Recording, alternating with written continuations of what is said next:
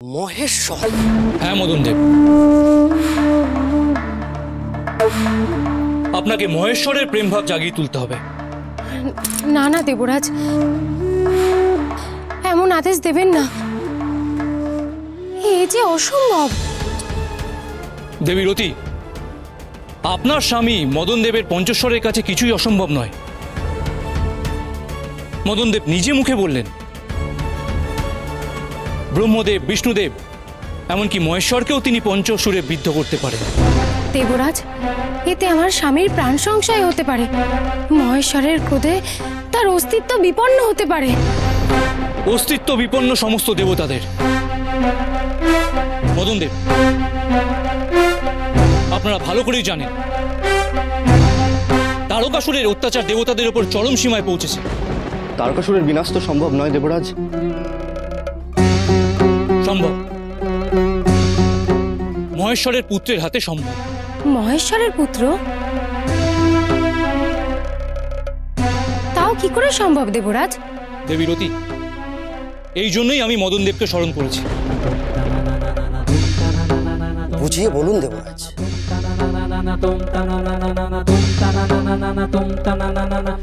মহেশ্বর আছেন এখন হিমালয়। হিমালয়ের রাজকন্যা দেবী পার্বতী আছেন তার সেবা। দেবী পার্বতী হলেন মহামায়ার নবরূপ।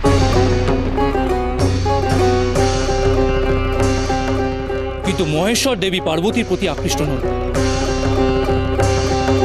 মদন দেব, মহেশ্বরের মনে জাগিয়ে তুলতে হবে প্রেম ভাব, যাতে তিনি দেবী পার্বতীকে বিবাহ করতে সম্মত হন। পুত্র আসে তাদের কোলে, আর সেই পুত্র। বুঝেছি দেবরাজ, সেই পুত্র হতে রক্ষা পাবে এই জগৎ।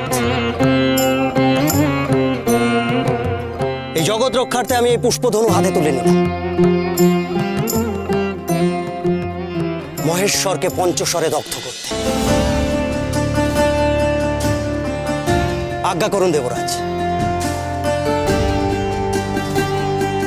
আমি রতি আর সখা বসন্তকে নিয়ে এখনই মহাযজ্ঞে অগ্রসর। সফল হন,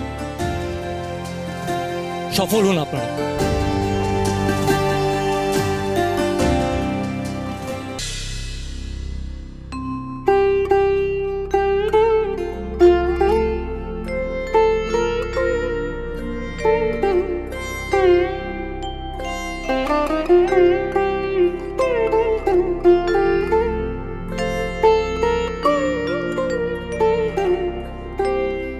পার্বতী, আজকে মহেশ্বরের সেবা পুজো দিতে যাবি না? হ্যাঁ রে মা, একটা কথা জিজ্ঞেস করবো তোকে, মন থেকে উত্তর দিবি? কি কথা মা? এই যে তুই রোজ মহেশ্বরের সেবা পুজো দিতে যাস, তোর তোর ভালো লাগে?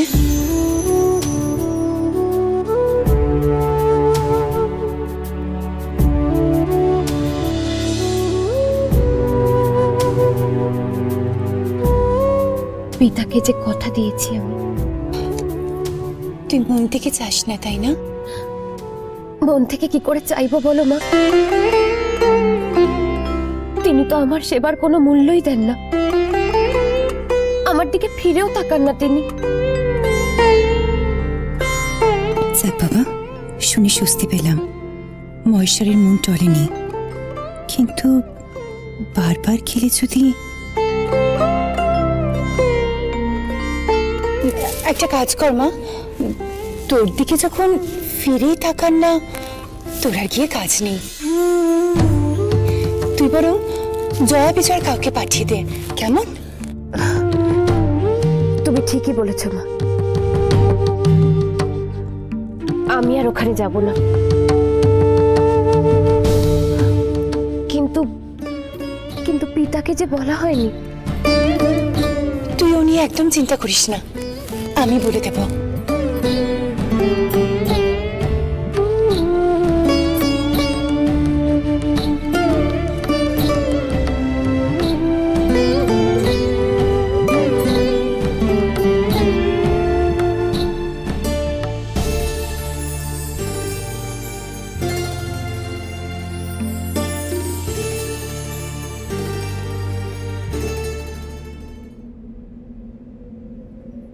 কালকে চাই, পিতাকে তো বলা হয়নি।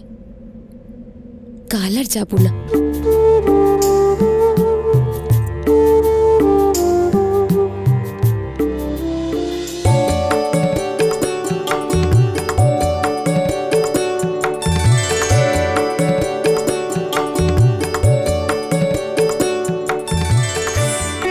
কি চমৎকার প্রকৃতি সখা বসন্ত।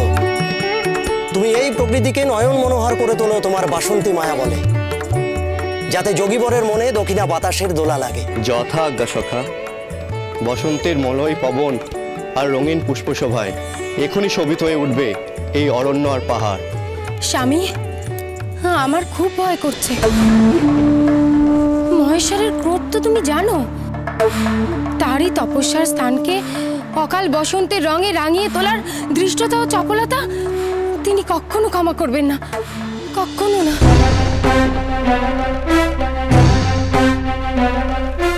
তিনি ক্ষমা না করলে ঋতুরাজ বসন্ত আর কামদেব মদন শেষ হয়ে যাবে আজ। তিনি ক্রুদ্ধ হলে বুঝবো নিজের দুর্বলতার কারণেই তিনি ক্রুদ্ধ হয়েছেন এই অকাল বসন্ত দেখে,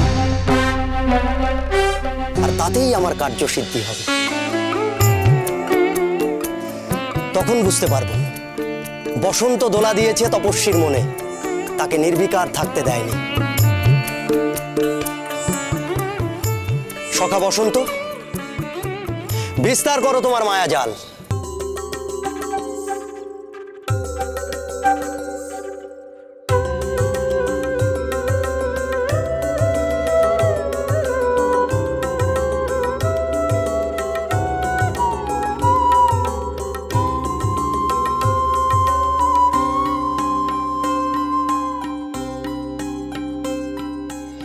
অকাল বসন্ত এলো মহাসমারোহে, অকাল বসন্ত এলো মহাসমারোহে।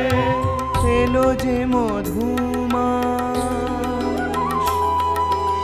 এলো যে মধুমাস, পলাশে আগুন লাগলো রঙের দোলা জলে স্থলে। প্রেমের রঞ্জন লাগে মনের মোহে,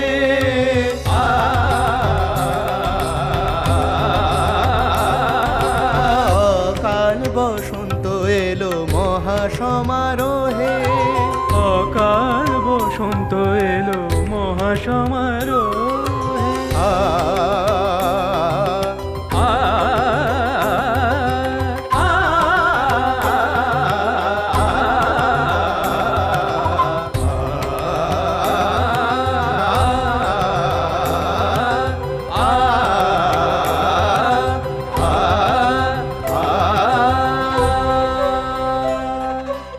দক্ষিণ পবনে ধরা হলো উত্তরণ,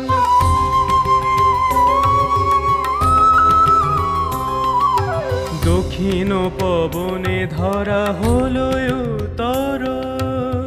বনানী জুড়ে ওঠে নবহিল্ল, দক্ষিণ পবনে ধরা হলো উত্তরণ। বনানী জুড়ে ওঠে নবহিল্ল, আমি মঞ্জরি ধরে ধরে রেণু, আমি মঞ্জরি ধরে ঝরে রেণু। তপবন মাতা বেজে ওঠে বেণু,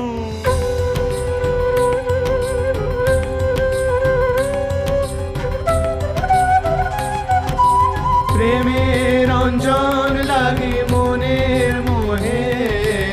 অকাল বসন্ত এলো মহাসমারোহে, অকাল বসন্ত এলো মহাসমারোহে।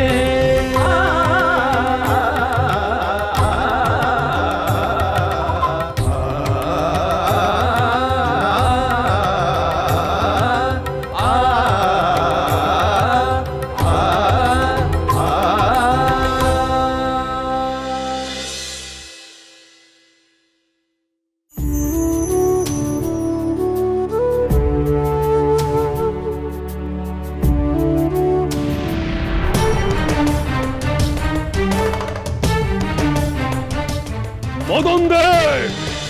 ওম cholo cholo cholo cholo cholo